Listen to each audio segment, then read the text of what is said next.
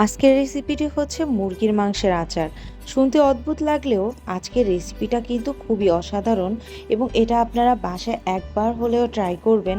এতটাই মজা হয় এই মুরগির মাংসের আচার এবং তৈরি করাটাও খুব সহজ। চলুন মূল রান্নায়। চুলায় একটা কড়াই বসিয়ে কড়াইটা গরম হতে দিয়ে এর মধ্যে দিয়ে দিলাম লবণ হলুদ মাখা একদম ছোট ছোট টুকরো করে কাটা মুরগির মাংস।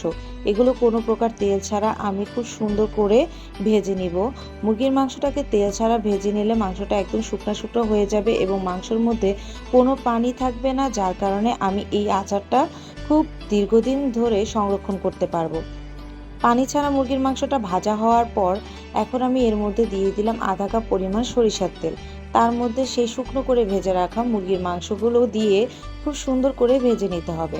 এই পর্যায়ে চুলার হিটটাকে মিডিয়াম করে রাখবেন যাতে মাংসগুলো পুড়ে না যায়, কিন্তু খুব পারফেক্টভাবে ভাজা হয় সেদিকে খেয়াল রাখবেন। যখন হালকা মাংসটা ভাজা হয়ে এসেছে, এখন এর মধ্যে আমি দিয়ে দিব আস্ত রসুনের কোয়া। এই আস্ত রসুনের কোয়াটার কারণে মাংসের মধ্যে থেকে এত সুন্দর ফ্লেভার আসবে যে আপনাদেরকে বলে বোঝানো যাবে না। যখন বাসায় ট্রাই করবেন তখন দেখতে পারবেন। এই মাংসটা যখন খুব সুন্দরভাবে ভাজা হয়েছে রসুন সহ, এখন আমি এগুলোকে খুব সুন্দর করে আলাদা একটা বাটিতে তুলে রেখেছি।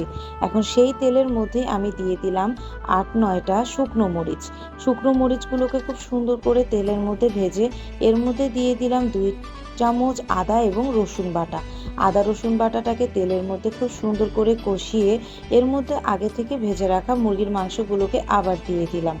এবার মুরগির মাংসগুলোকে মশলার সাথে খুব সুন্দর করে ভেজে নিতে হবে।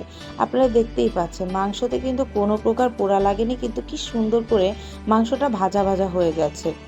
এখন আমি 1 টেবিল চামচ শুকনো মরিচের গুঁড়ো এবং অল্প সামান্য দিয়ে দিলাম গরম মশলার গুঁড়ো, যাতে মাংস থেকে খুব ভালো একটা ফ্লেভার আসে।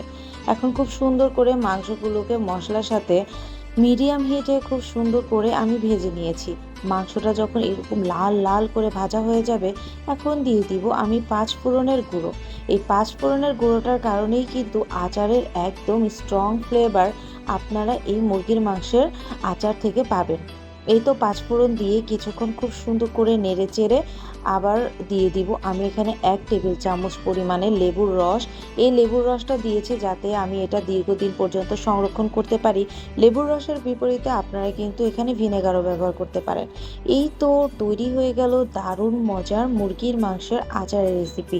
এই রেসিপিটা যে এতটাই মজা হয়, আপনি অনায়াসে গরম ভাত একদম 1 প্লেটের জায়গায় 2 প্লেট খেয়ে ফেলবেন এবং এটা খিচুড়ির সাথেও কিন্তু খেতে খুবই মজা।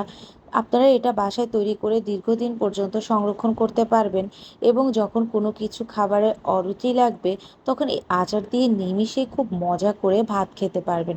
দেখতেই পাচ্ছেন দেখতে কতটা লোভনীয় এই আচার।